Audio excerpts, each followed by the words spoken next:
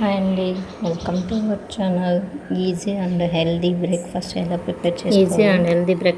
Prepare చేసుకోవాలో ఈ వీడియోలో చూసేయండి. క్యాప్సికంలో కాల్షియం కంటెంట్ ఎక్కువగా ఉంటుందండి. చీజ్లో కూడా కాల్షియం ఎక్కువగా ఉంటుంది. ఈ పెప్పర్ అనేది హెల్త్కి చాలా మంచిది. దగ్గు జలుబు ఈ టైంలో బాగా పనికొస్తుంది. చూసారా, ఇలా ఇది చీజ్ స్లైస్ అండి. చీజ్ స్లైస్ని ఇలా వేసుకున్న తర్వాత ఫస్ట్ ఇలా పెట్టేసుకోండి ఒక బ్రెడ్ మీద. తర్వాత ఈ క్యాప్సికమ్ ముక్కలను ఇలా పెట్టేసుకోండి. ఇలాగనమాట, ఇలా అరేంజ్ చేసుకోండి.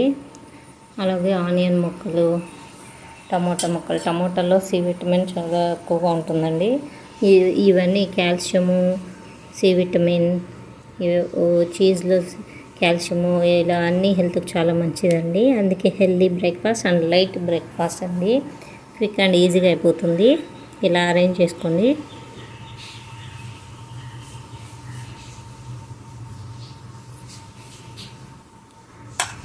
ఇలా అన్నమాట, ఇలా అన్నీ అరేంజ్ చేసుకొని తర్వాత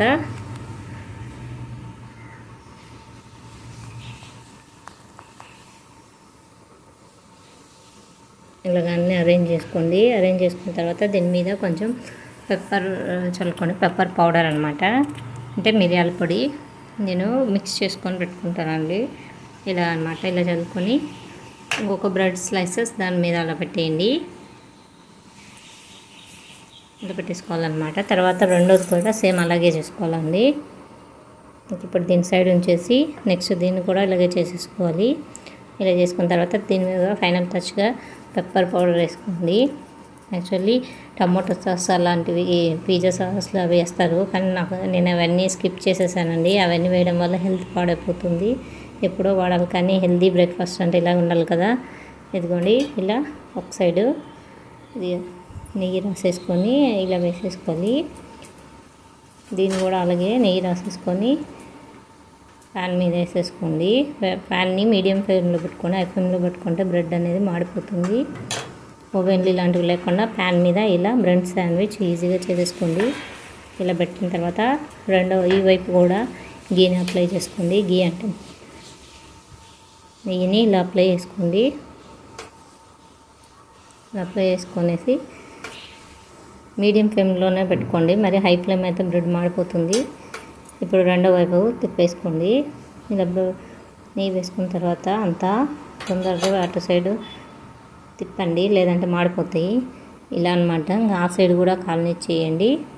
రెండు సైడ్లు ఇలాగే కాల్చేసుకొని దాన్ని కొంచెం దాంతో ఒత్తేసుకోండి.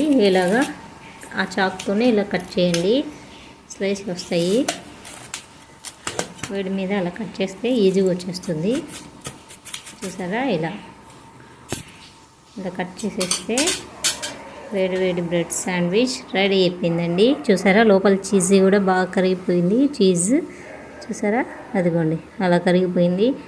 స్నాక్స్కి కానీ పిల్లలకి బ్రేక్ఫాస్ట్ కానీ బాగా ఎంజాయ్ చేస్తూ తింటారండి. మీరు కూడా ఇలా ట్రై చేసి మీకు ఎలా వచ్చిందో నాకు కామెంట్ చేయండి. అండ్ లైక్ చేసి మన ఛానల్ని సబ్స్క్రైబ్ చేయండి. Thank you for watching.